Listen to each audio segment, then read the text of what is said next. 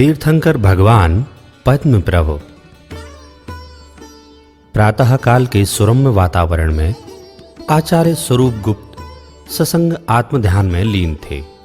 तभी वहां देखते हैं कि नगरवासी नगर से तीर्थंकर भगवान पद्म प्रभु का जीवन चरित्र जानने के लिए उनके समक्ष आ रहे हैं। बिना किसी अनुरोध के आचार्य स्वरूप गुप्त तीर्थंकर भगवान पद्म प्रभु के जीवन के संबंध में बताना प्रारंभ करते हैं। वे कहते हैं कि धातकी खंड के पूर्व विदेह में सीता नदी के दक्षिण किनारे बसे देश में सुंदर सुसीमा नगरी है। वहां वर्तमान में भी सदा तीर्थंकर विराजते हैं। पद्म प्रभु तीर्थंकर भी पूर्व भव में इसी सुसीमा नगरी के महाराजा थे। उनका नाम था अपराजित। वे स्वभाव से भी अपराजित ही थे। मोह रूपी शत्रु में इतना सामर्थ्य न था कि राजा अपराजित को अपने मोह रूपी शस्त्र से पराजित कर सके। महाराजा अपराजित एक बार विशेष वैराग्य चिंतन कर रहे थे। ठीक उसी समय नगरी में पिहितास्त्रप जिनराज का आगमन हुआ।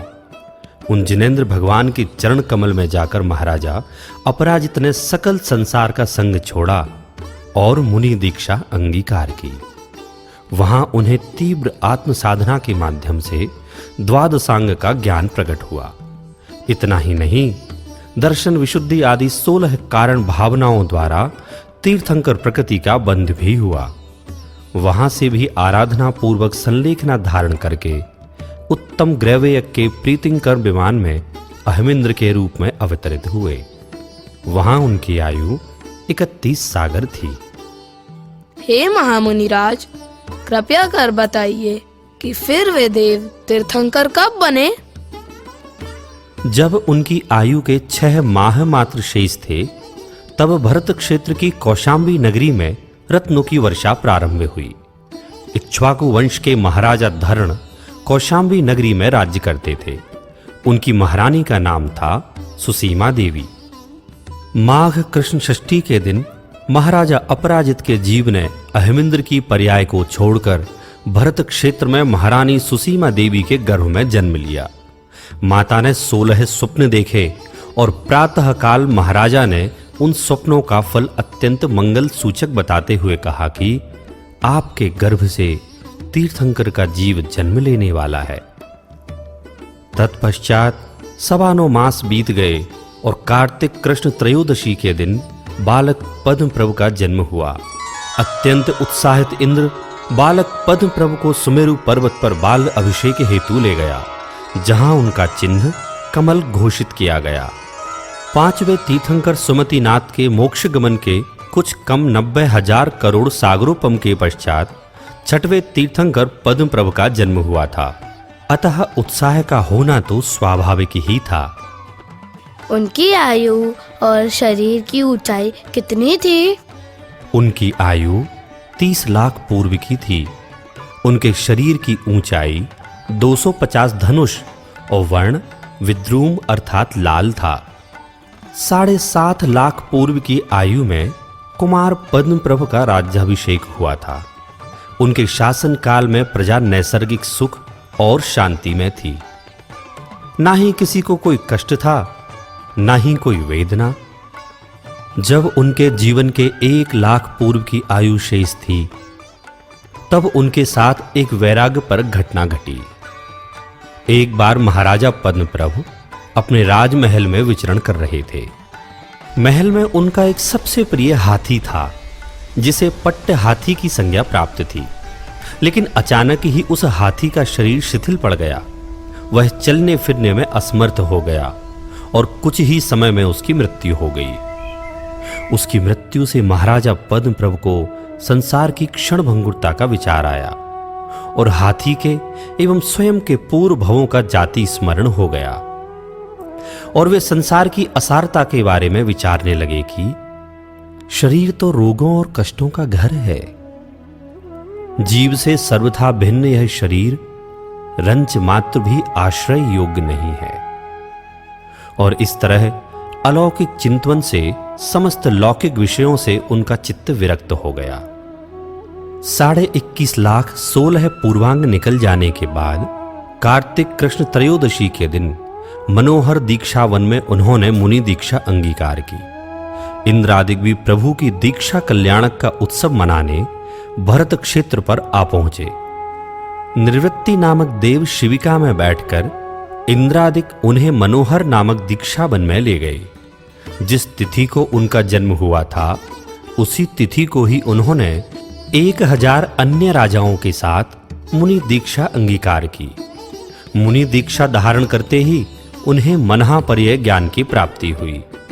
2 दिन के उपवास के बाद उनका प्रथम आहार मंगलपुर में सोमदत्त के यहाँ हुआ और देवों द्वारा 5 आश्चर्य हुए। मुनि धर्म अंगीकार करते ही वे आत्म साधना सहित मुनि अवस्था में छद्मस्त रूप से मात्र 6 माह तक ही रहे।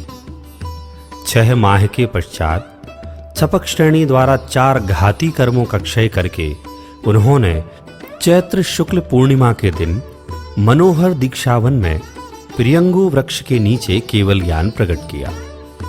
इंद्रादिक समस्त देवों ने प्रभु के केवल ज्ञान की पूजा की एवं शीघ्र ही स्वयं भी मोक्ष प्राप्त करने की भावना भाई। पद्मप्रभ भगवान के मुख्य गणधर कौन थे? तीर्थंकर पद्मप्रभ के समवसरण में चामरसेन आदि 111 गणधर थे। एक साथ 12,000 सर्वज्ञ परमात्माओं का मंगल समूह वहां पर विराजमान था।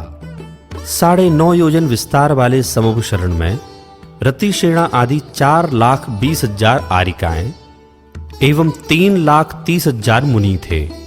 1,000 लोगों का मंगल चक्र भी पद्मप्रभ मुनिराज के संग ही सह दीक्षित हुआ था। आपकी सभा के प्रमुख श्रोता धर्मवीर्य थे एवं उनकी सभा में कुल श्रावक 3 लाख थे और 5 लाख श्राविकाएं थीं। उनकी दिव्य ध्वनि में क्या आया? उनकी वाणी में आया कि यह 3 लोक 4 गतियों में विभाजित है। मनुष्य, त्रियंच, देव, नरक। अपने स्वभाव को नहीं पहचानने पर प्रत्येक जीव नियम से चतुर्गति भ्रमण करता है। अपने स्वभाव को पहचानकर उसमें लीन होने पर संसार के चतुर्गति चक्र से छूटकर लोकाकाश के अग्रभाग में सिद्धसला पर पंचम गति को प्राप्त करके साधी अनंत काल के लिए विराजित हो जाता है। जब कोई जीव कहीं से मरकर मनुष्य गति में जन्म लेता है अर्थात मनुष्य देह को धारण करता है तो वह मनुष्य गति है। इस ही गति से जीव मुनि दशा को धारण करके मोक्ष जाने का पुरुषार्थ कर सकता है। जब कोई जीव कहीं से मरकर पृथ्वी, जल, अग्नि, वायु, वनस्पति, 2 इंद्रिय, 3 इंद्रिय, चतुरेंद्रिय, पंचेंद्रिय पशु पक्षी जानवर में जन्म लेता है तो वह त्रियंच इंद्रिय है। जब कोई जीव कहीं से मरकर नरक के संयोगों में जन्म लेता है जहां बहुत कष्टप्रद वातावरण है तो वह नरक गति है। जब कोई जीव कहीं से मरकर देव संयोगों में जन्म लेता है तो वह देव गति है। ये सभी गतियां संसार हैं और दुखदाई हैं। चारों ही गतियों में सम्यक दर्शन करने का पुरुषार्थ किया जा सकता है। इन गतियों से पार अपनी आत्मा ही निश्चय है और वही आश्रय लेने योग्य पदार्थ है। प्रत्येक जीव को किसी भी गति में अपनी आत्मा का आश्रय लेना ही सर्वोपरि है। इस प्रकार धर्मोपदेश द्वारा अनेक जीवों को मोक्ष मार्ग प्रशस्त करते हुए अंत में आयु कर्म के 1 माह शेष रह जाने पर योग निवृत्ति पूर्वक सम्मेद शिखर की मोहन कूट से फाल्गुन कृष्ण चतुर्थी के दिन अपराह्न में 324 अन्य जीवों के साथ उन्होंने निर्वाण पद को प्राप्त किया एवं लोक के अग्रभाग में जाकर विराजमान हुए। बोलो पद्मप्रभ भगवान की जय हो। मानता आनंद सब जगह हास में परिहास में, पर आपने निर्मद किया परिहास को परिहास में। परिहास भी है परिग्रह जग को बताया आपने, हे पद्म प्रभु परमात्मा पावन किया जग आपने।